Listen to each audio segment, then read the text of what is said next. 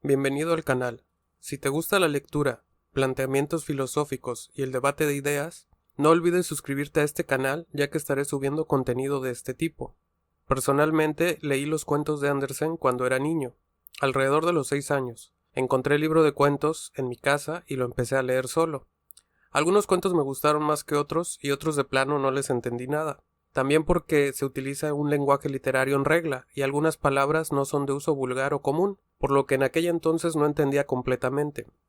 Ahora, ya como un adulto, volviendo a leer estos cuentos, caigo en cuenta de la maravilla que son. Incluso cuando era niño, muy pocos de mis amigos o compañeros sabían de estos cuentos, y lo que conocían sobre cuentos era lo más comercial que llega a manos de cualquiera de la mano de Disney. Esta ocasión te voy a hablar del cuento de la niña de los fósforos. Dicho lo anterior, comenzamos. Se nos narra una noche bastante fría y terrible, el último día del año, en donde una pequeña niña tiene que salir a trabajar para ayudar a su familia. Utilizando unos zapatos que le quedan grandes porque son de su mamá, los pierde al intentar cruzar rápido una avenida para no ser atropellada. La niña va cargando en su ropa cajas con cerillos, los cuales debe vender, pero no encuentra a nadie quien le compre ni uno solo. Con la ventisca que se desataba, la mayoría de la gente se encontraba resguardada en sus casas, disfrutando de sus seres queridos.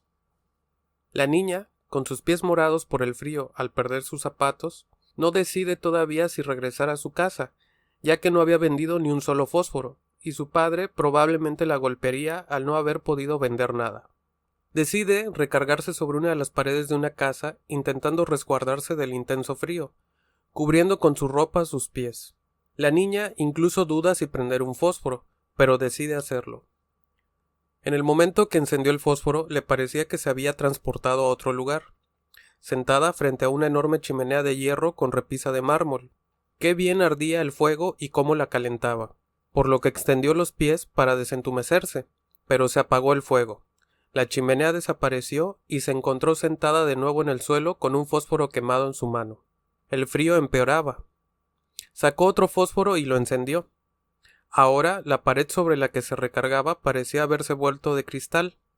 Veía en su interior una mesa con mantel muy blanco, una vajilla fina, y percibió el olor de un pavo asado relleno de manzanas y ciruelas. Pero algo curioso sucedió.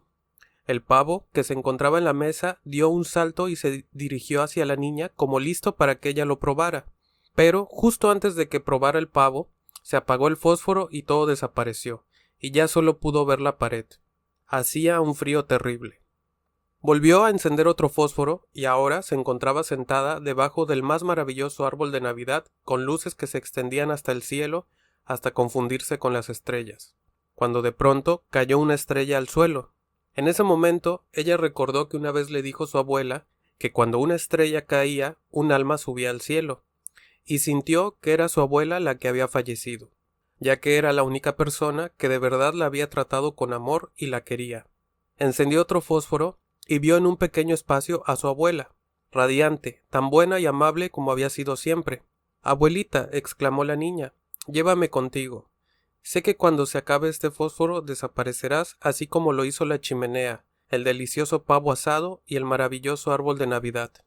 Se apresuró antes de que se apagara el fósforo y encendió todos los demás fósforos que tenía en la mano para que la viejecita no desapareciera.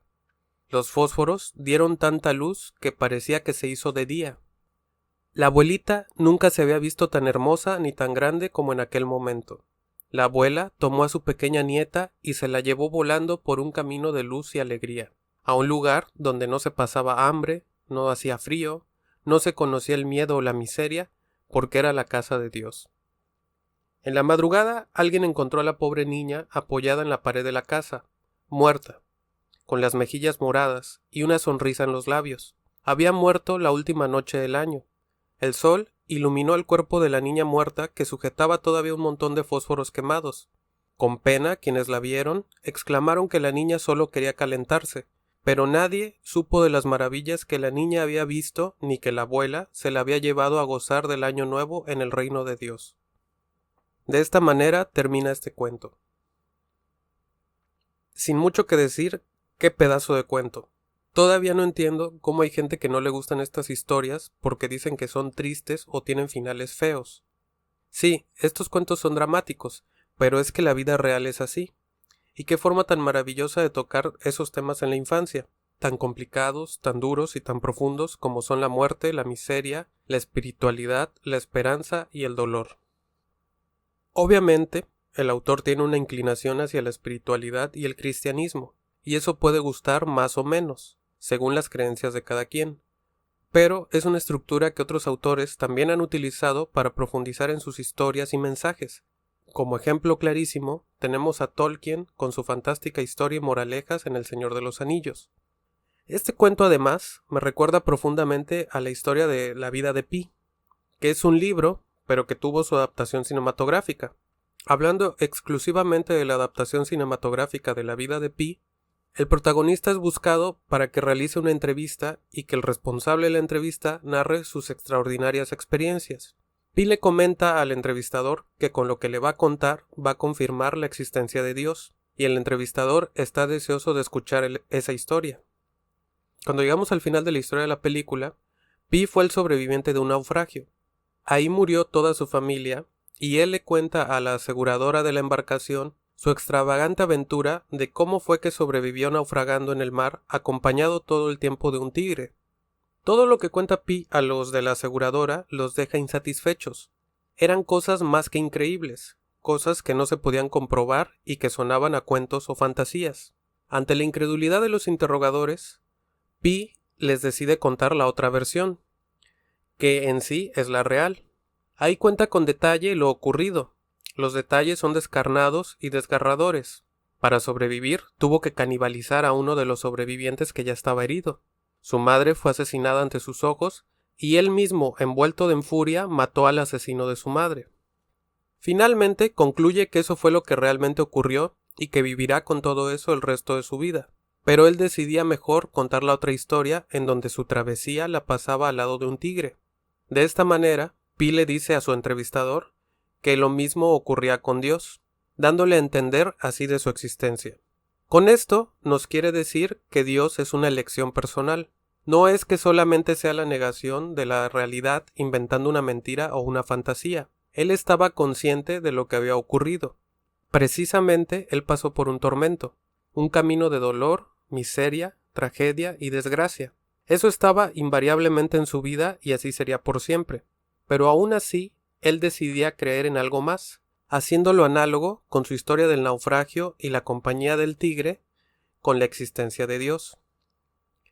La vida es algo intempestivo e incontrolable, con momentos de alegría, pero también mucho dolor y sufrimiento, tal vez más dolores que alegrías.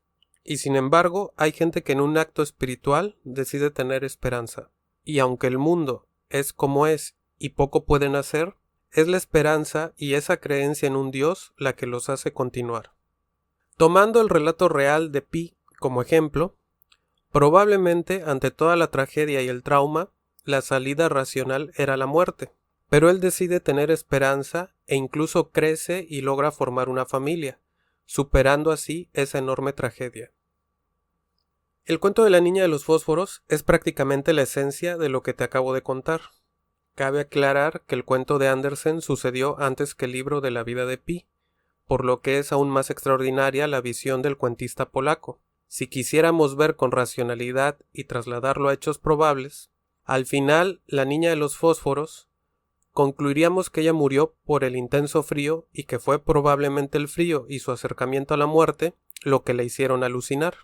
Realmente no vio a su abuela, no fue al cielo, no vio ese banquete ni ese árbol de Navidad. Eso es lo lógico y lo racional. Pero Andersen apela a la espiritualidad. Sí, lo anterior es lo más probable y la realidad. Pero también es real el amor y el cariño de quienes nos aman.